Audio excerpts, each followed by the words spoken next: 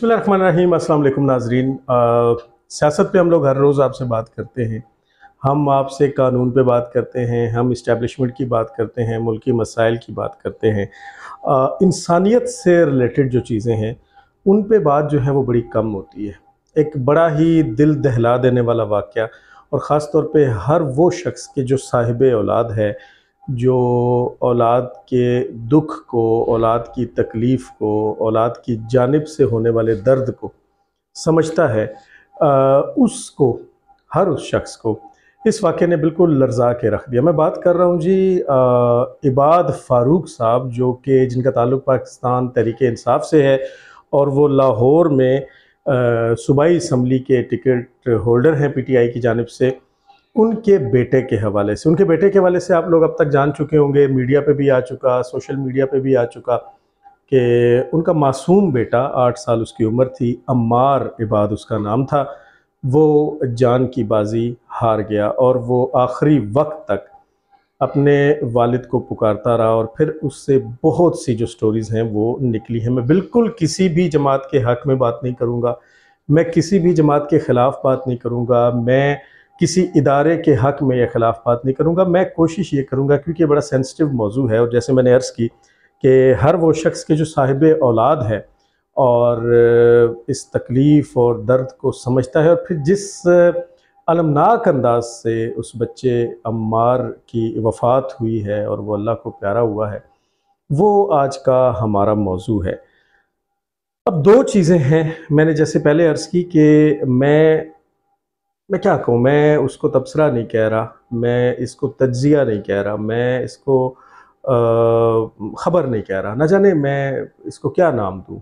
ये एक गुफ्तगू है, ये एक डिस्कशन है, ये एक मामला है, एक ऐसी हकीकत है जो वक़ूअ पज़ीर हुई है हमारे मुआशरे के अंदर, पाकिस्तान में हुआ है, और यकीनन जो दुनिया से गया है, कम अज़ कम वो मासूम था, बेकसूर था, उसका ना वो सियासत से उसका कोई ताल्लुक़ था, ना उसे पता था कि पीटीआई क्या है, नून लीग क्या है, पीपल्स पार्टी क्या है, फ़ौज क्या है, अदलिया क्या है, चीफ़ जस्टिस कौन है, आर्मी चीफ़ कौन है, वज़ीर-ए-आज़म और सदर कौन है, उसको नहीं पता था। हाँ, उसको ये पता था कि मेरा बाप कौन है, मेरा वालिद कौन है।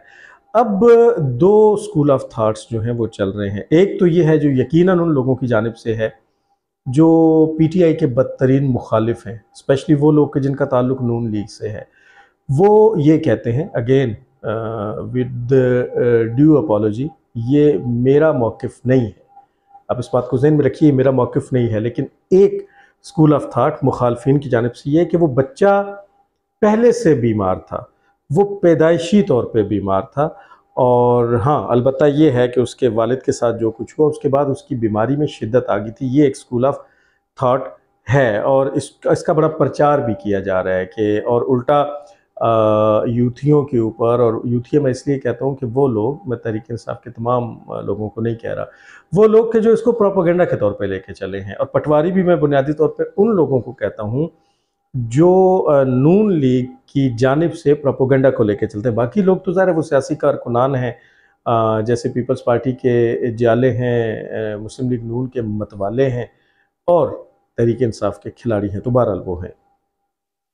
तो प्रोपेगेंडा जो है, जो लेके चल रहे हैं, वो बुनियादी तौर पे ये है कि पहले से वो जो बच्चा है वो बीमार था। लेकिन अब जो वीडियोस सामने आ रही हैं, उसमें वो बच्चा ना सिर्फ ये कि अपने वालिद के साथ खेल रहा है, बल्कि वो बिल्कुल एक नॉर्मल बच्चे की तरह बातें कर रहा है, वो गाड़ी में बैठा हुआ है, और उसका वालिद उसकी वीडियो भी बना रहा है, और ये सारा कुछ जो है वो हो रहा है। अब मुबैना तौर पे रिपोर्टेडली हुआ ये कि 9 मई के जो वाक़यात थे, जिसमें पाकिस्तान तहरीक-ए-इंसाफ़ की जानिब से पूरे मुल्क में तोड़-फोड़ की गई थी, एहतजाज के नाम पे बहुत सी इल्लीगल एक्टिविटीज़ जो हैं वो की गई थी। फ़ौजी तनसीबात को निशाना बनाया गया था, आपको मालूम है, मैं उसकी डिटेल में नहीं जाना चाहता, और ख़ास तौर पे जो अब जिन्ना हाउस के नाम से तो खैर इसको वैसे ही मशहूर कर दिया गया, उससे पहले ये जिन्ना हाउस के नाम से मशहूर नहीं था, और वो था कोर कमांडर हाउस। और कोर कमांडर हाउस बहरहाल एक बहुत बड़ी एंटिटी होता है, और एक ताकत की अलामत होता है, मुल्की लोगों के लिए हो या ना हो, लेकिन दुश्मन के लिए कोर कमांडर हाउस बहुत बड़ी ताकत की अलामत होता है। तो कोर कमांडर हाउस पे चूँकि हमला किया गया था और ज़ाहिर है वो पाकिस्तान के किसी कानून में या आइन में जायज़ और हलाल नहीं था, मॉरली भी नहीं था। तो अपने सियासी मकासद को हासिल करने के लिए 9 मई को इमरान खान की एक गिरफ़्तारी के नतीजे में जो हंगामा बर्पा किया गया, उसके नतीजे में आपको पता है कि बहुत से लोगों को जो है वो गिरफ़्तार किया गया। अब जो उस गिरफ्तारी में, उन गिरफ्तारियों में एक गिरफ्तारी इबाद फ़ारूक की भी थी और रिपोर्टेडली ये है कि इबाद फ़ारूक को पहले तो मैं आपको ये बता दूं कि इबाद फ़ारूक को क्यों गिरफ्तार किया गया। वीडियोस सामने आ चुकी थी और वीडियोस में इबाद फ़ारूक की जो वीडियो है, जो पिक्चर है, जो शक्ल है, वो मैच कर गई थी और पता चल गया था कि इबाद फ़ारूक साहब जो हैं ये हंगामा खेजी के अंदर बाकायदा तौर पे शामिल थे। इन्होंने वो हाथ में बड़ा सा एक वो जैसे कहते हैं ना मिसाइल नुमा बड़ा सा एक मोटा सा डंडा भी उठा रखा था जो ये दरवाज़ों पे मार रहे थे और बड़े तोड़-फोड़ में थे और ललकार भी रहे थे, गालियाँ भी दे रहे थे, फ़ौज के ख़िलाफ़ लोगों को भड़का भी रहे थे।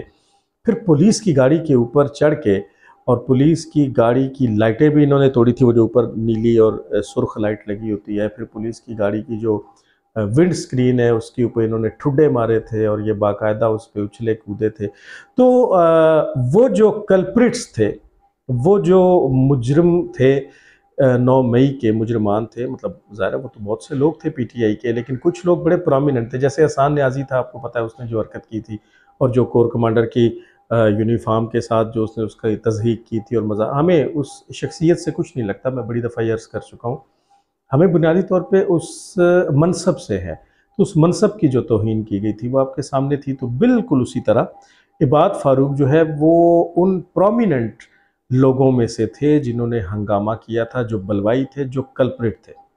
यहाँ तक तो है इस गिरफ्तारी की वजह, और ज़ाहिर है इस गिरफ्तारी की बुनियाद पे आप देखते हैं कि आधी पीटीआई जो है वो जेलों में है, ताकि ख़ुद इमरान खान साहब जो हैं वो भी जेल में हैं और इस वक्त पार्टी के सदर, पार्टी के चेयरमैन, पार्टी के जनरल सेक्रेटरी, वो सारे के सारे जो हैं वो जेल में हैं। और आपको पता ही है कि पाकिस्तान तहरीक-ए-इंसाफ अमली तौर पे अब जो है वो तकरीबन उसकी कमर तोड़ दी गई है इदारों की जानिब से, और उसमें जो जवाज़ बनाया गया है वो 9 मई के वाक़यात को ही बनाया गया। तो उस सिलसिले की एक कड़ी थी कि फिर जो इदारे हैं वो दाखिल हुए हैं, सिक्योरिटी इदारे जो हैं वो इबाद फ़ारूक के घर में दाखिल हुए। तो ये बच्चा जो था, अम्मार जो था, ये बीमार था, ये बिस्तर पे था। तो इसके सामने ना सिर्फ ये कि इसके वालिद को गिरफ़्तार किया गया, बल्कि रिपोर्टेडली उनको कोई थप्पड़ मारे गए, मुक्के मारे गए, तशद्दुद किया गया। इसकी वालदा को यानी इबाद फ़ारूक की बीवी को घसीटा गया। तो इस बच्चे ने, इस 8 साल के बच्चे ने वो सारे मनाज़िर अपनी आंखों से जब देखे तो मेंटल इलनेस का शिकार हो गया। ज़हनी तौर पे ये बच्चा जो है वो एक खौफ का शिकार हुआ और उसके बाद ये बच्चा जो है, मतलब एक तो वही स्कूल ऑफ थाट है जो मैंने बताया, जो कि नून लीग कह रही है, जो मुखालफिन कह रहे हैं कि नहीं ये बच्चा पहले से बीमार था। लेकिन ज़्यादा जो झुकाव है, ज़्यादा जो सच्चाई की जानिब पड़ रहा है वो ये है कि नहीं, बच्चा पहले से बीमार नहीं था, क्योंकि उसकी जो वीडियोज़ हैं वो वीडियोस सामने आ चुकी हैं। बड़े लोगों ने इस पे अपने व्लॉग्स बनाए, बड़े लोगों ने इस पे व्यूज़ हासिल किए और बखुदा मैं किसी व्यूज़ के चक्कर में, मैंने पहले भी बड़ी दफ़ा अर्ज़ किया कि ये जो मैं आप लोगों से बातचीत करता हूँ ये मेरा पैशन है, प्रोफेशन नहीं है। मैंने शुरू में शायद 1-2 मरतबा ज़रूर कहा होगा, लेकिन अब आप मेरा प्रोग्राम निकाल के देखिए, मैंने कभी आप लोगों से ये नहीं कहा कि मेरे चैनल को सब्सक्राइब करें या बेल आइकन को प्रेस करें या व्यूज़ दें या आगे शेयर करें। नहीं, बस ठीक है, जिस बंदे का जो अपना एक है, अगर उसको हमारी बात में कोई वज़न नज़र आता है तो वो खुद से उसको दूसरों तक पहुंचाएगा, अगर नहीं तो वो अनसब करने का भी इख्तियार रखता है और लोग करते भी हैं और कमेंट्स में बड़े गालम गलूच भी करते हैं। बहरहाल वो एक स्कूल ऑफ थाट है। तो बुनियादी बात यह है कि अम्मार फ़ारूक जो था वो पैदाइशी तौर पे मफलूज या बीमार नहीं था, वो एक सेहतमंद बच्चा था। लेकिन उसकी आंखों के सामने देखें, उसके वालिद ने 9 मई को जो भी किया उसके लिए वो वालिद था, और उसने अपने वालिद की वो तमाम हरकत या वो तमाम जो रियासत मुखालिफ सरगर्मियाँ थी या वो जो बलवा था वो नहीं देखा। उसके लिए वो इबाद फ़ारूक साहब एक शफीक बाप, एक रहमदिल बाप, एक साया जो हर बच्चे के लिए होता है, जैसे हमारे लिए हमारे वालिदैन हैं और हम अपने बच्चों के लिए, बिल्कुल वैसे था। तो वो बच्चा मेंटल इलनेस का शिकार हुआ। जब वो मेंटल इलनेस का शिकार हुआ तो शुरू में उसकी कपकपी तारी हुई और दिन ब दिन उसकी जो हालत है वो बिगड़ती गई और फिर वो वेंटिलेटर पे भी मुंतकिल हो गया। अब उसमें बहुत सी, जैसे मैंने अर्ज़ की कि उसमें बहुत सी चीज़ें, पर अब हम जिस दौर में जी रहे हैं, 5th जनरेशन वॉर है और ज़ाहिर है अब पीटीआई को अगर बड़ा खुल खुला के बात की जाए तो पीटीआई ने तो ज़िले शाह की मौत को भी बड़ा कैश करवाया, बड़ी सियासत की। और उसके बाद वो जो वज़ीराबाद में एक बंदे की इंतकाल हुआ था, उस मौत को भी पीटीआई ने बड़ा कैश करवाया। हत्ता के देखिए, सहाफ़ी का ताल्लुक बतौर इंसान तो किसी पार्टी के साथ हो सकता है, उसका झुकाव हो सकता है क्योंकि वो भी अवाम में से होता है, लेकिन बतौर सहाफ़ी नहीं। बतौर सहाफ़ी उसको न्यूट्रल होना पड़ता है। तो इन्होंने दुनिया से चले जाने वाले अरशद शरीफ की न्यूट्रलिटी को भी सवालिया निशान लगा दिया, क्योंकि पीटीआई वो वाहिद जमात थी जिसने अरशद शरीफ की मौत को बड़ा कैश करवाया। अरशद शरीफ की तस्वीर को ट्रकों पे लगा के और बरतानिया और अमेरिका में भी घुमाया गया और यूं पोर्ट्रे करने की कोशिश की गई कि जैसे अरशद शरीफ एक न्यूट्रल सहाफ़ी नहीं बल्कि तहरीक इंसाफ का एक रुकन बिल्कुल उसी तरह से था जैसे साबिर शाकिर है, जैसे मुईद पीरज़ादा है, जैसे बाकी लोग हैं। तो एक बंदा जो शहीद हो गया, जो मजलूम मारा गया, जो दुनिया से चला गया, छोटे छोटे बच्चों को यतीम कर गया, उसकी मौत को भी कैश करवाया गया। तो अब इसकी मौत को भी कैश नो डाउट के पीटीआई की जानिब से करवाया जा रहा है। और पीटीआई की जानिब से ये कहा गया कि जनाब उसको किसी भी हॉस्पिटल ने रखने से इनकार कर दिया और सिर्फ इस बुनियाद पे हॉस्पिटल वाले उस बच्चे को दाखिल नहीं करते थे या उसका इलाज नहीं करते थे कि वो पीटीआई रहनुमा का बेटा है। ये गलत है, झूठ है, सरासर प्रोपेगेंडा है। पीटीआई की जानिब से ऐसा कुछ नहीं है, इसका कोई एविडेंस नहीं है। ये सिर्फ नफरत भड़काने की वो हरकतें हैं, ये वो करतूत हैं कि जो पीटीआई को इस नहज तक ले आए। अगर पीटीआई बाकायदा एक सियासतदान के तौर पे ये लोग चलते और बाकायदा दानिशमंदी से चलते, देखिए बहुत से लोग गिरफ्तार होते हैं, बहुत से लोग जिला वतन भी होते हैं, बहुत से लोगों के साथ बड़े बड़े, मैं सियासतदानों की बात कर रहा हूँ। तो अगर खान साहब की गिरफ्तारी हो गई थी और वो गिरफ्तारी सिर्फ अदालत में पेश करने की हद तक थी, तो उस पर मुल्क को यूं नज़र आतिश कर देना जो है वो पीटीआई के अंदर के जहर को ना सिर्फ ये के सामने लाया, बल्कि लोगों के जहन में अब ये बात आ गई कि नहीं यार, ये शायद किसी बैरूनी ताकत के और बैरूनी एंटी पाकिस्तान दुश्मन कुव्वतों के मोरे हैं जिनका सरगना इमरान खान है। ये बात अब लोग समझते जा रहे हैं, क्योंकि कोई अपने मुल्क को, अपने घर को आग नहीं। इबाद फारूक ने तो मुबैना तौर पे एक वीडियो के अंदर ना सिर्फ ये कि 9 मई और 10 मई के वाक़यात की मजम्मत भी कर दी, बल्कि पार्टी टिकट को भी छोड़ने का ऐलान कर दिया। यानी अपनी पशेमानी और निदामत का ऐलान और इजहार जो है वो कर दिया। लेकिन इसके बावजूद जो कुछ हुआ वो हैवानियत है, वो सफाकियत है एक मासूम बच्चे के साथ। मतलब बच्चे तो सबके लिए जो है वो मासूम फूल होते हैं, हर साहिब औलाद के लिए। तो वो जो लोग गए थे, उन्होंने इसका अगर ख्याल नहीं किया तो उनको इंसाफ के कटहरे में लाना चाहिए। अगर बुनियाद यही है, इबाद फारूक साहब के बच्चे के दुनिया से चले जाने की बुनियाद अगर वाकई में ये है कि अपने वालिद के साथ गिरफ्तारी के वक्त होने वाली ज़्यादती को देख के वो बच्चा बर्दाश्त नहीं कर सका और वो ज़हनी बीमारी का शिकार हो के बिल आखिर मौत की आगोश में चला गया, तो इसके पीछे जो किरदार हैं उन्हें कैफरे किरदार तक ज़रूर पहुंचाना चाहिए। अब ये भी एक प्रोपेगेंडा पीटीआई की जानिब से था कि देखें जनाब, इबाद फारूक साहब को बेटे के साथ मुलाकात की इजाज़त भी नहीं दी गई। ये झूठ है, ये प्रोपेगेंडा है। इबाद फारूक जो हैं वो अपने बेटे के साथ उन्होंने मुलाकात की थी जब वो ज़िंदा था और अभी बीमारी की हालत में था और बहुत शदीद सीरियस कंडीशन में था। और फिर उसके बाद ज़ाहिर है कि जब वो दुनिया से चला गया तो इबाद फारूक साहब उसके जनाजे में भी शरीक हुए हैं।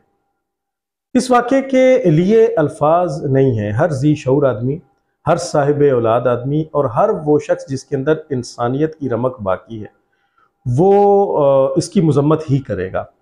लेकिन अब थोड़ा सा दिल को वसी करके ज़रा सोचें कि पाकिस्तान की जेलों में, पाकिस्तान के कैद खानों में ऐसे कितने ही लोग होंगे। इबाद फारूक साहब ने तो जो कुछ किया वो तो देखिए, मैं उसके ऊपर फैसला करने वाला नहीं हूँ, मैं जज नहीं हूँ, लेकिन बहरहाल जो वीडियो सामने आई हैं उसमें इबाद फारूक साहब वो जुर्म करते हुए नज़र आ रहे हैं जिसकी बुनियाद पे उनको गिरफ्तार करने का तरीका गलत था, जिसका नतीजा उनके बेटे की मौत की सूरत में सामने आया।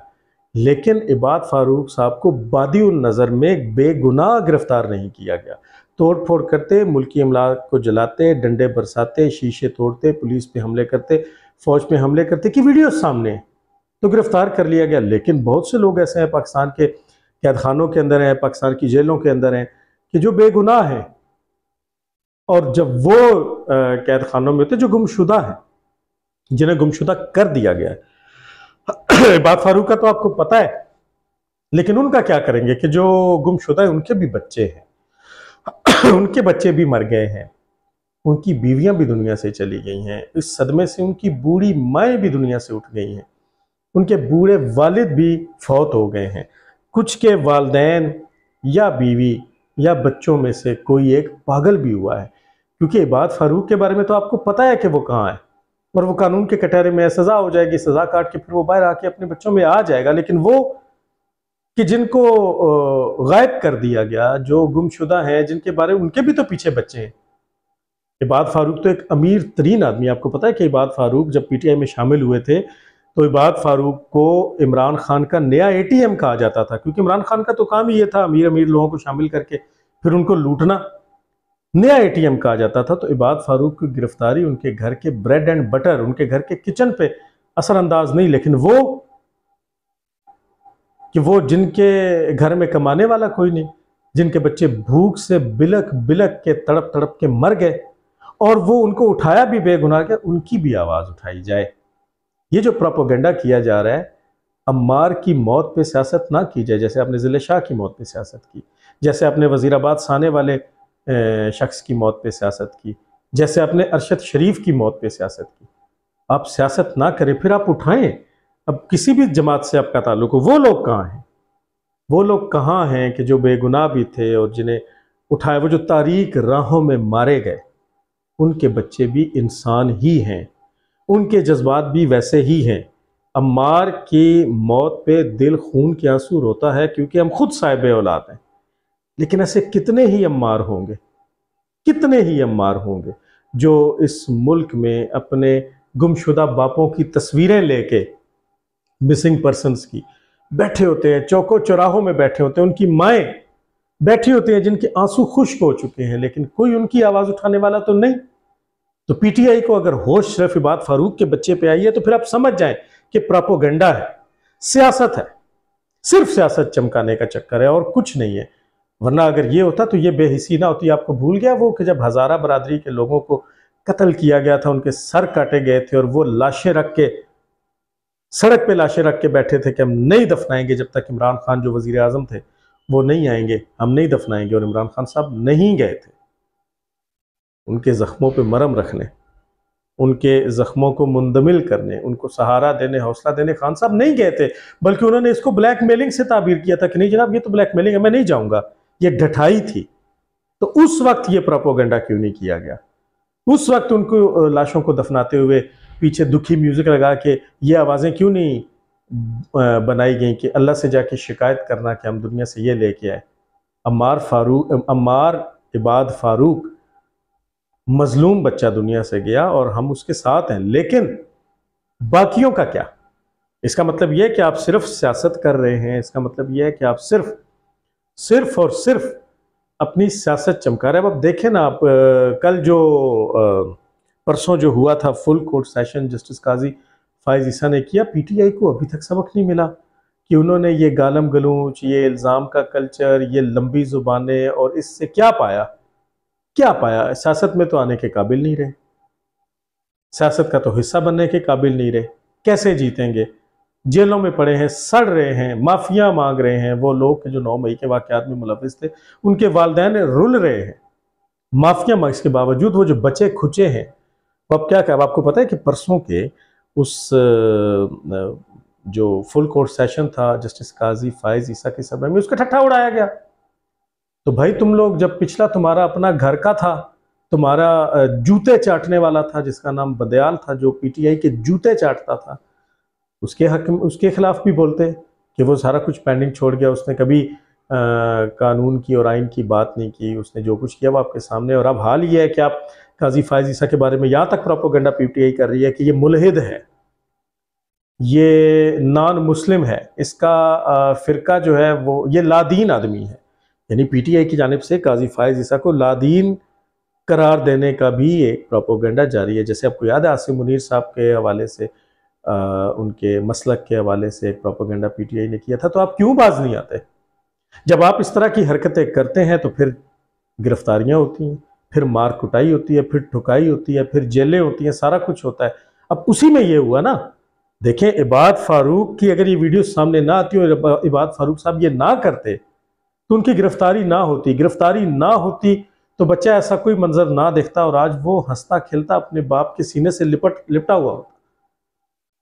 तो मुजरिम तो है बाप, कानून जज्बात को तो नहीं देखता।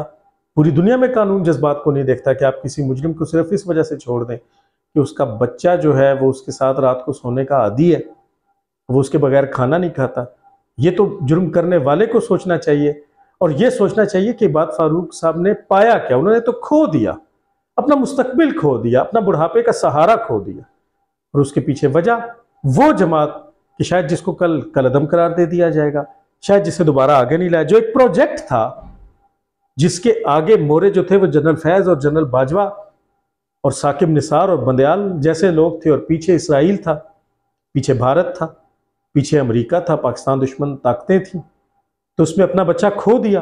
कुछ नहीं होगा। आपके बच्चे को इबाद फारूक साहब सिर्फ उसकी मौत को कैश करवाया गया, सिर्फ पब्लिक सेंटीमेंट हासिल करने के लिए। और यहाँ पर पब्लिक सेंटीमेंट की लाइफ कितनी सारी होती है, 2 दिन 4 दिन हफ्ता 10 दिन महीना, बस। उसके बाद कोई और खुदा न खास्ता इस तरह का वाक़या हो जाएगा तो लोग इस बच्चे की मौत को बुला देंगे। यहाँ क्या कुछ नहीं हुआ। तो दोबारा हम मजम्मत करते हैं, दोबारा ये सफाकियत है और उन तमाम लोगों को कटहरे में लाना चाहिए जो उस बच्चे की मौत का बाइस हैं। लेकिन तस्वीर का जो दूसरा रुख है उसको भी फरामोश नहीं करना चाहिए। अगली वीडियो में इंशाल्लाह आपसे दोबारा मुलाकात होगी।